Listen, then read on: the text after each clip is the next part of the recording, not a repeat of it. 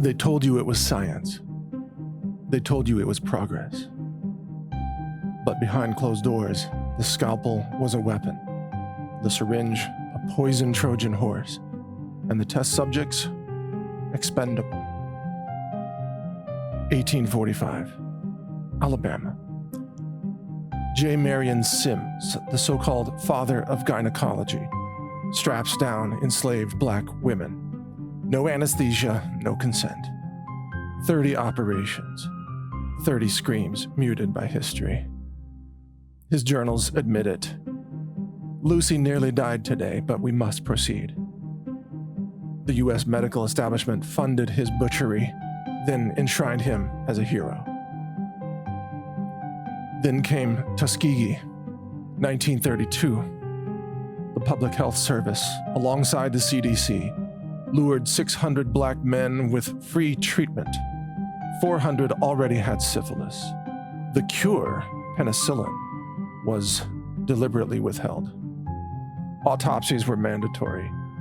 Broken families buried their fathers, never knowing the government had murdered them for medical data.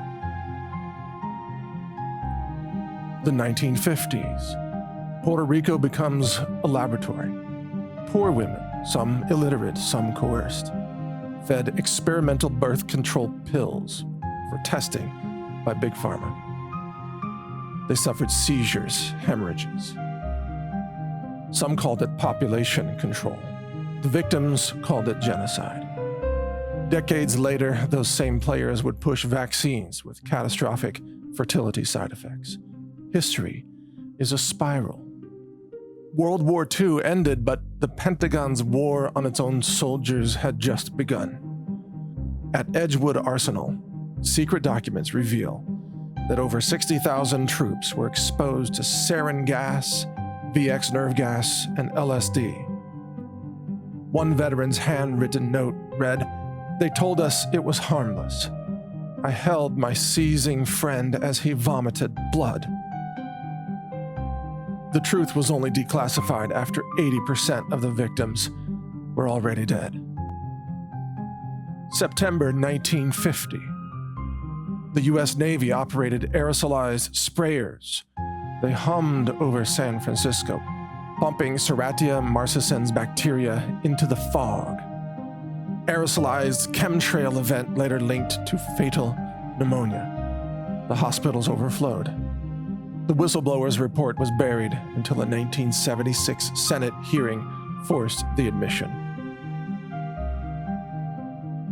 And then there was Operation Big Buzz, 1955. The Pentagon released millions of weaponized mosquitoes in Florida, testing how quickly they could infect a population. Malaria-like cases spiked. Internal memos bragged. Subjects exhibited symptoms within 72 hours. No warning, no cure. The Pentagon also turned soldiers into lab rats. Operation Whitecoat infected thousands with biological agents. One veteran testified, "They told us it was harmless. Now my body's failing." It was classified as national security, no compensation, no justice. Even vaccines became weapons. Millions of Americans were injected with SV40, a monkey virus linked to cancer. The CDC buried the truth for 40 years. How many died? The numbers are buried under redacted reports. We'll never know. In 1977, we learned that from New York to St. Louis, military planes sprayed mock bioweapons on civilian cities. The goal? To study how quickly a lethal pathogen could spread by being aerosolized and dropped on the population. Who were the victims? Unconsenting civilians. Long before MKUltra, before Plum Island, there were the Tuskegee syphilis experiments, the deliberate infection of hundreds of black men, the lie of free treatment. Medicine was withheld, and they suffered for decades while the CDC watched and recorded their deterioration to extract medical data as they suffered and died. It was buried in classified files. denied until the bodies piled too high to ignore. Then came Operation Sea Spray, 1950. The Pentagon turned an American city into a test lab. Human guinea pigs. That's what they called them. At Vanderbilt, pregnant women drank vitamin cocktails laced with radioactive iron. And their babies, they were stillborn or deformed. The files were sealed for 50 years. It was all part of government research. Then there were the Fernald School Science Club experiments. Orphans fed radioactive milk by MIT researchers, smiling for the cameras. Unknowingly, they signed their own death warrants. And when the truth came out, they were told there were no long-term consequences. But the graves of the victims tell another story. MK Ultra wasn't just about LSD and psychological warfare. It was about annihilation of the self.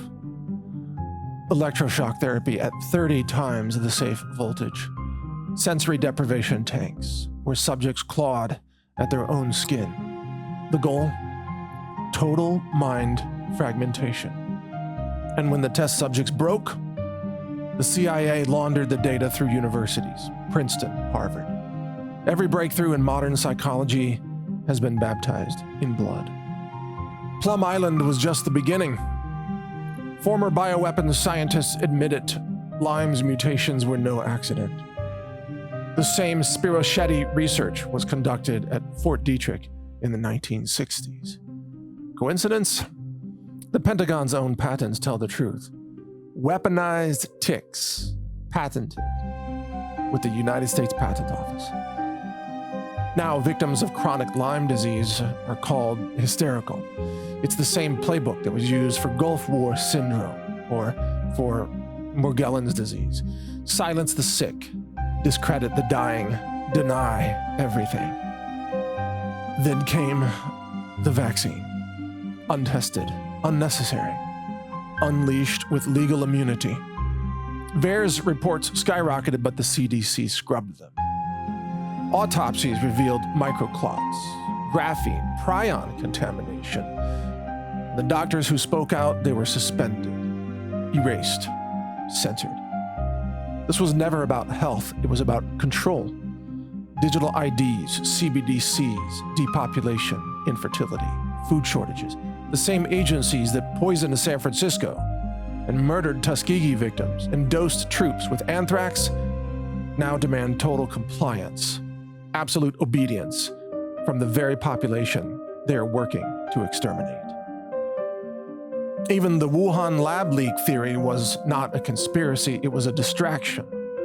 Because at Fort Detrick, at the NIH, the US funded gain-of-function research for decades. It was all illegal, but Fauci's emails prove it. EcoHealth Alliance's grants prove it.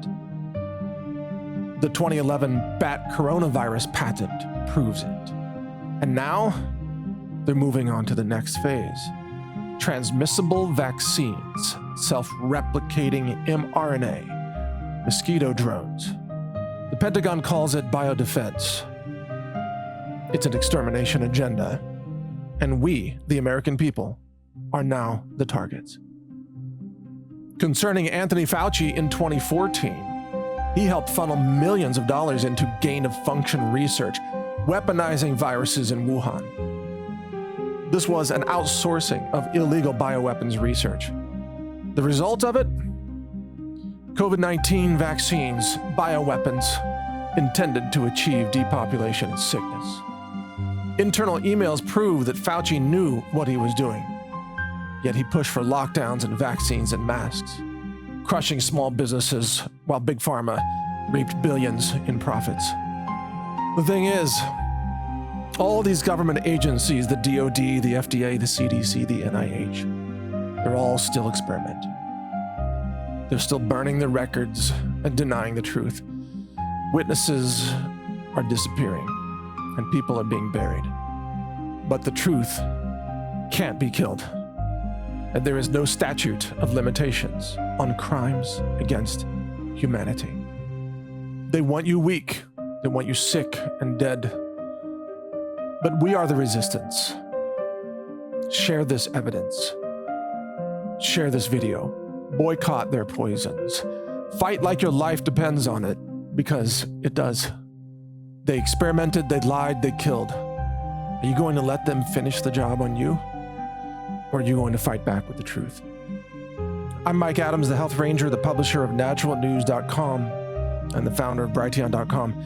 And you can find more research reports like this one at healthrangerreport.com. Share it widely, share the truth, and help defend humanity against the extermination, depopulation agenda. Thank you for listening.